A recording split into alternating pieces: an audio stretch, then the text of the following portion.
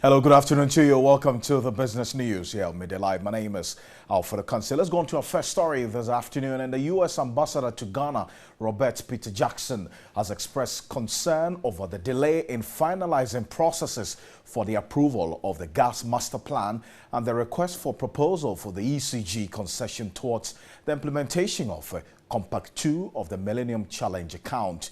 He was also speaking to stakeholders to ensure the compact is enforced by the target date of June this year. I must tell you that the wait has been too long.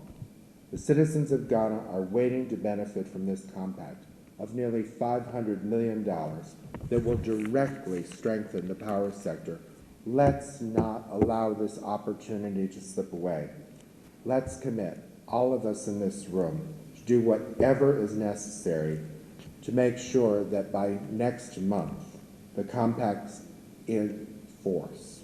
The ECG private participation memo was approved by Cabinet in February with a request for qualification documents which was released in April, but the decision was greeted with public outcry and criticisms from various players. Let's be absolutely clear.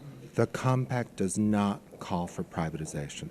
We are talking about giving the ECG and other entities involved in the power sector the ability to finance themselves efficiently, to be able to reinvest, to ensure that Ghanaians have a power supply.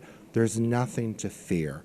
And we are not talking about changing the way that Ghana has operated since its independence in terms of utility owned by the state for the people. It is critical because it is the last milestone which, if met, will begin, for the disbursement of the funds, and that's why there's the emphasis on it. The two were speaking after an opening session of the SIT Partnership for Growth Joint Steering Committee meeting in Accra. There were calls for Ghana to develop its manufacturing sector and increase exports. The Ghana-US Bilateral Partnership for Growth initiative targets improved access to reliable power and access to affordable credits. Let's stay with this particular story. Joining us on the telephone is Ishmael Ejekumhene, who is the Executive Director of Kite Ghana. He's an energy, oil and gas expert as well. Mr. Ejekumhene, good afternoon to you, sir. Good afternoon, Alfred. Thank you very much for your time. Now, this is the U.S. ambassador talking that a lot has to be done to ensure that by next month, this Compact 2 is set off. A concessionaire is yet to be chosen by government and is essentially the MIDA or the Millennium Development Authority here in Ghana. Is there any sense of delay which is causing that kind of reaction from the U.S. ambassador? Well, let me say good afternoon to your viewers or listeners. There must be, I guess, there's no smoke without fire. There must be probably certain signals that maybe there's some speed dragging on the part of government. But as far as I know, the timelines for the MIDA, especially when it comes to the concessionaire, the concession is pretty much on course. So I guess he was just either sending a signal or just telling us that we have agreements and covenants that we need to honor. So, yeah. I see. This comes on the heels of the Public Sector Workers Union demanding that, look, this private involvement is not what is needed for the ECG. Engineer Ura Safo maintains that private participation is important because some $200 million is needed annually to revive the ECG. I look at these two positions. I find out your thoughts on this. Well, the private, the utility workers should be able to tell us what their options are, what their preferred option is, and then we'll be able to discuss. I think where we are today, it's as a result of a utility that has been heavily under-resourced and has led it to be in a situation where it is not credit-worthy. It cannot borrow on its own books. Meanwhile, it's such a strategic player in the power sector of this country because all the IPPs that are coming in are looking up to what they call a credible off-taker. The only off-taker everybody is looking at the moment is ECG. And most of them cannot sign power purchase agreement with ECG because their books are not looking good.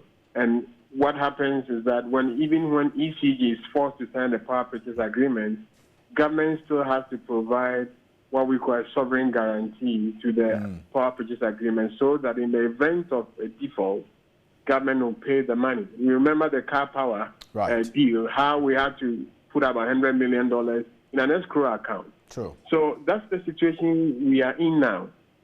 If they have a better solution, let them come up with. But as far as I know, something has to happen to ECG if it's going to be play a leading role in the future of Ghana power sector. It's so indebted at the moment.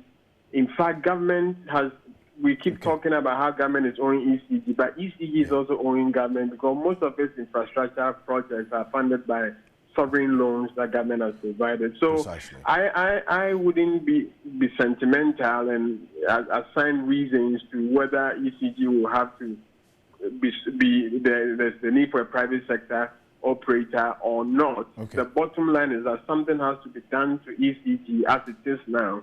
And the solution, if government doesn't have money and it cannot borrow at concessionary rate any longer, is to ask the private sector to come in.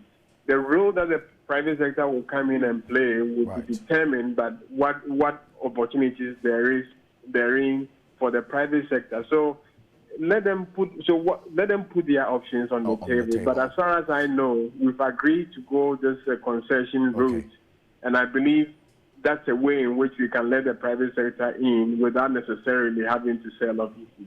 Fantastic. Mr. Jacomhene, thank you very much for your time and your thoughts this afternoon. Grateful. Ismail Jacomhene is an oil and gas expert, Executive Director of Kite Ghana, sharing us with thoughts. That's it for the business news this afternoon.